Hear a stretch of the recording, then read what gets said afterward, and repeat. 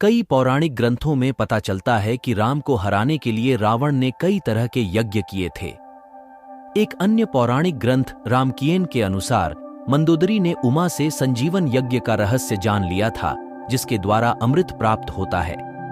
हनुमान रावण का रूप धारण करके मंदोदरी के पास गया और उसे अपने बाहुपाश में बंध करके उसका सतीत्व नष्ट कर दिया, जिससे उसका यज्ञ असफल हो गया।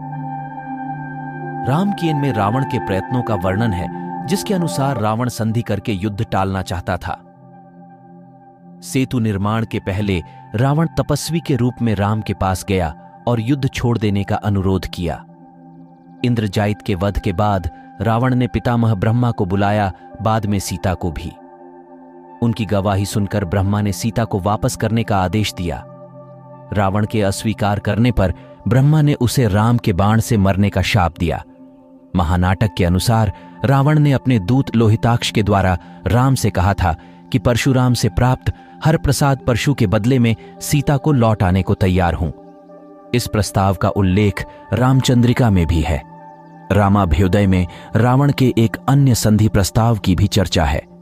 श्री राम के अनुसार कुंभकर्ण के वध के बाद राम ने हनुमान के द्वारा रावण के पास एक पत्र भेजा, जिसमें सीता को लौटाने तथा संधि करने का प्रस्ताव था। रावण राम का प्रस्ताव स्वीकार करने के लिए तैयार था, बशर्ते वह उसकी बहन को विरूपित करने वाले लक्ष्मण को बांधकर लंका भेज दे। रामचंद्रिका में भी रावण निम्नलिखित शर्तों पर सीता को लौट आने के लिए तैयार है। सुग्रीव को मारकर अंगद को किशिकंधा का राज्य दिया जाए, हनुमान की पूंछ जला दी जाए तथा रामरुद्र की पूजा करें। रामकीयन के अनुसार एक गुप्तचर राक्षस गीध बनकर वानर सेना में घुस गया। वानरों ने उसे पहचान कर पकड़ लिया और खूब पीटा तथा लंका वापस भेज दिया।